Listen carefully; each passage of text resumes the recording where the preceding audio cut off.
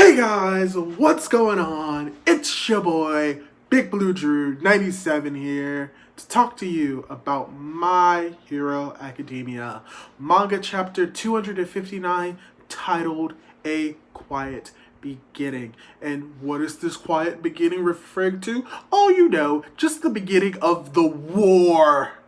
Yes, today this chapter came out, and it's the start of the war arc between the heroes, Class 1A, the students, versus the Paranormal Liberation Front. And how did we start this chapter off? What was the cover page for this chapter? Just the Todoroki family, and apparently in their new house. And the reason why I say this is new house because it's significantly smaller. It has a different aesthetic than their original house, mainly because like their original house was like extremely huge. It was like extremely like traditional Japanese homes from like the feudal eras of Japan, while this is more like a modern interpretation of Japanese homes. Even if anything, it also has more of like a Western feel to it, while the original house that we saw them was more of an Eastern feel. So this is the new house. And really enough, what I thought we saw was all of the Todoroki family. We only see Fuyumi and Natsu. And Natsu's welcoming Fuyumi back, I'm fairly certain. Yeah, it has to be fairly certain because she's wearing a backpack and she's in school. But what I thought, in the background, we also see this woman, and what I thought it could possibly have been Rei, which is Shoto's mother, but in actuality, it may just be the maid. So, yeah, small detail, but we actually really get into like some like important stuff. Like after in like the first real page of the chapter, we get the reveal of the doctor's name, like all for one's second in command. We get his name, and his name is actually Maruta Shiga. And we gain another piece of information that a lot of information from him is that he is quirkless, which means that everything that he has done up until this moment has not been due to his quirk, meaning that like the black like sludge like quirk is not his. We know it belongs to someone, but this confirms that it's not his. We get the like information that he's like basically like the head doctor of like his own like hospital that like he founded, and it's called the Jaku General Hospital. And he's also the chairman of the board. So we learn the information. We also learn about how it's like based in how it's rooted in quirks, which makes sense because we do know that he's doing experimentation with quirks, especially when it comes to Nomus, and how he founded the hospital that they are in, and how like he does like a lot of charitable work and whatnot. Basically, it's like the general like the basis of like an undercover villain, which is like, oh, he's the head of the board, he gives a lot of money to charity, he founded this great foundation to study quirks, to advance science, he also runs an orphanage and nursing homes all across of Japan. And then you start to think like that's like just the general idea of like, oh, he's like he is extremely evil. Like these are general like ideas that you see of like an undercover evil person. But what I found even more interesting is like, oh, he has orphanages and nursing homes, and you may not be thinking like, oh wow, that's real. Wow, nursing homes, old people, orphans. Yeah, that's pretty like bad. But you have to think about it like this. Where is he getting the test subjects? Where is he getting the quirks? How is he obtaining this information? We assumed that he did it by being a doctor and seeing the patients and taking their quirks away from like the patients that he's seeing. But with this new information, chances are high enough he's using the orphans and as like the basis for the Nomus. And that's where he's getting some of his quirks, because orphans do not have really that much like connections. Like people like, if they're an orphan, that means they've either been like given up for adoption, or like their mother or father died and they had no other relatives to take care of them, so they end up in the orphanage. So like the idea is like if they were to go missing, no one really know about it. And then with the nursing home, if you have like someone who's extremely old but has like a really good quirk, then like you would have easy pickings getting it from the nursing, like people in the nursing home, because they're old and fragile. So in hindsight, that's just pure evil genius there. Like having an orphanage with like basically test subjects galore because no one's gonna find out about a missing orphan, and I know that's bad, but it's really true. And then you have a nursing home full of like elderly people that may have quirks, and they have really no way like of fighting them. So like this just shows like if like this is what he's doing, and most likely is like this is just like really evil, and like he's just this like, and he's like nonchalant about it, and like that just shows like just he's for the most part pretty much a psychopath. But then after that, we also get this explanation from one of the main detectives. Name is just give me a moment. Neomasua, Masa, Neomasu. Like basically all Might's like close friend, and we get like a little bit of explanation of like how they gain like the information about which hospital it was, and like confirming that yeah, this is definitely a hospital, because people was like, well yeah, how do you know it's him? And then he basically goes it's just like, yeah, we sent in a spy to look, and there's a certain area in the hospital that only Maruta can go into, and we took a picture of it, and she shows off the picture, and you just see this like tiny little Nomu with like like a spine tail, and his head's open, and you just look like this little like cat looking thing.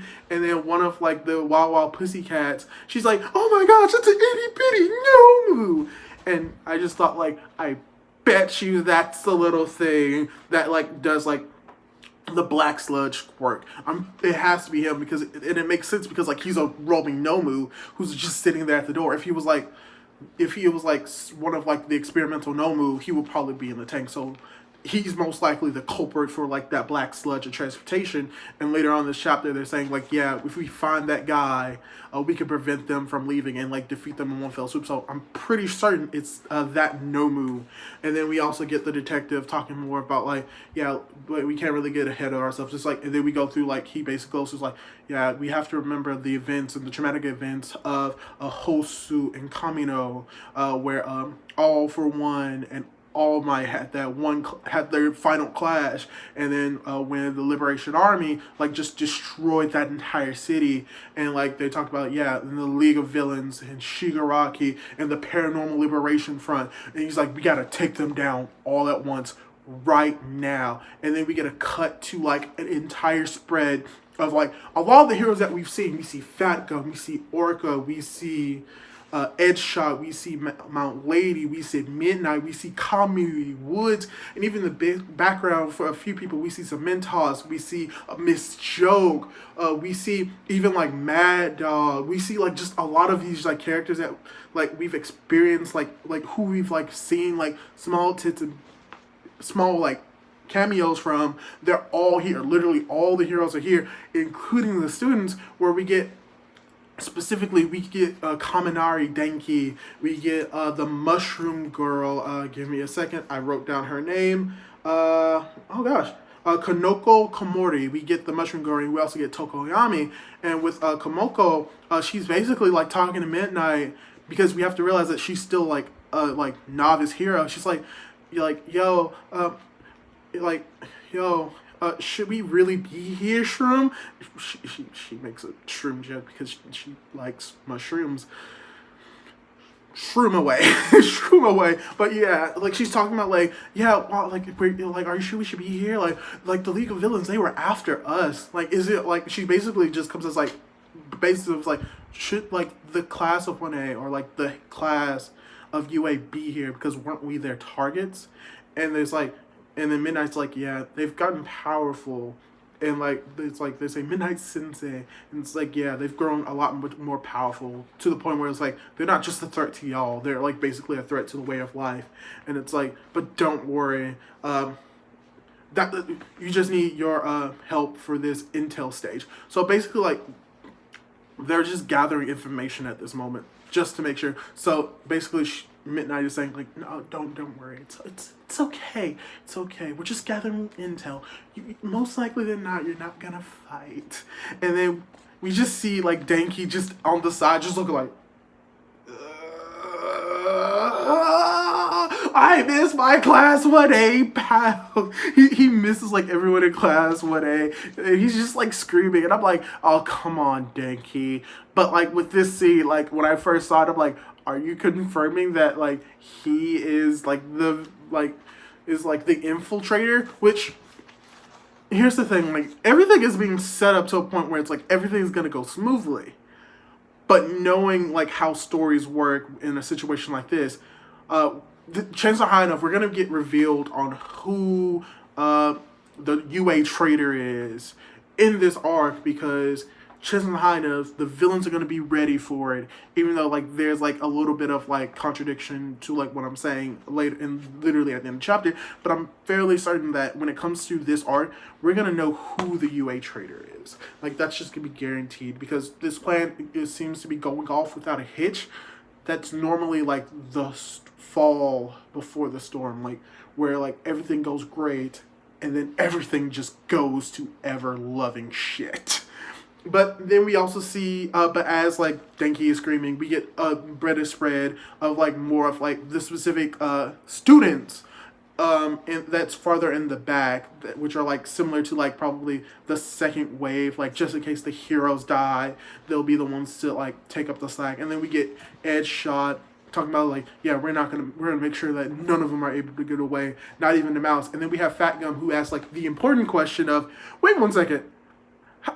How do we get like this information for the meeting schedules? Like, how do we get like the like info for like where everyone is? Like, how did we do this?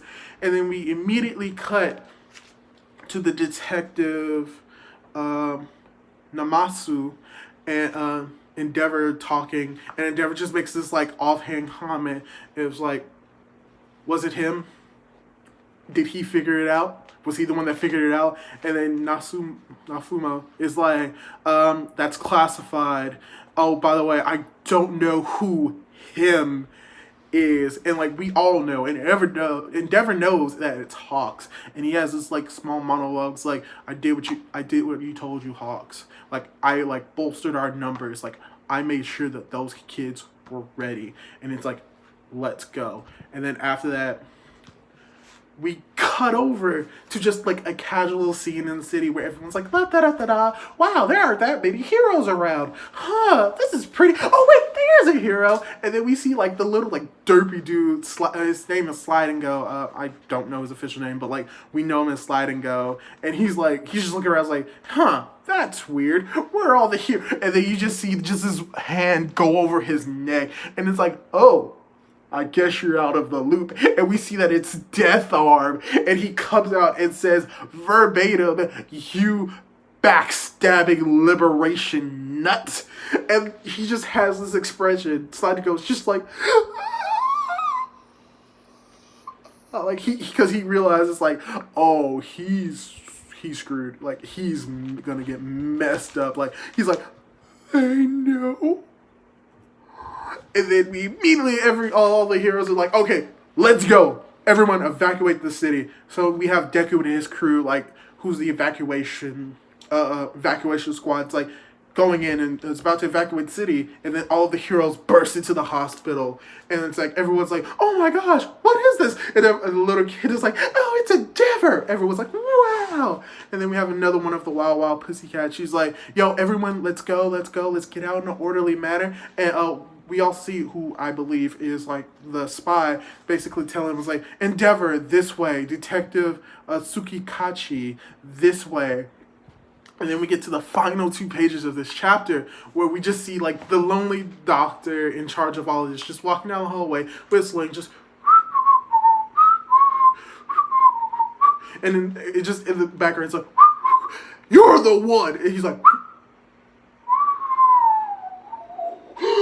and then you just see Endeavor behind him. It's like, you're the man behind the notebooks. And he just has this expression of, like, he's like, just realizing, like, why are the heroes here? Oh, no. And we also learned that this is during the time where, like, Shigaraki only has, like, a little less than 1 month before it's, like, abilities like are fully like given to him, which like I said, this kind of contradicts with, like I was talking about, like everything seems to be going smoothly, and the fact that he's reacting like this means that the villains did not see this coming, meaning that they probably didn't figure out that Hawks was a traitor. So either one of a few things is gonna go happen. Either this mission is gonna go very smoothly, or it's gonna go very wrong. And if anything, we're thinking that, oh man, Shigaraki is going to get overpowered. But I think what they're implying in this final chapter, or in this final few pages, is that Shigaraki may not be as strong as we presumed him to be. Like, chances are high enough he's going to get a lot of quirks, but we may be assuming that he may get as many quirks as, like, All For One. But what's most likely going to happen, he's going to get as many quirks as Deku. So he may get maybe, like, 5 or 6 additional quirks. But then, like, because he didn't finish it, he didn't get more. So he would have, like, a limit on how many quirks that he could actually have now. But, like, he's going to get a power-up, just not as much as he probably would have. And with that, that's, like, the end of the chapter. All in all, I thought this was a really good chapter. Not a lot really happened, because this is still, like, set up for, like, the large, like, bombastic fight. But overall, like, we get, like, a lot of confirmation from this. We finally get to know the Doctor's name. We finally get to see all of the heroes basically in one place. People are starting to understand about the Liberation Army. They're catching the Liberation Army off guard, which, in all honesty, when you see a situation like this, you always think, like, oh, the villains probably knew they were coming on, in the same vein as the 8 precepts, how, like, they knew that they were coming, the police officers and the heroes, and they were able to retaliate.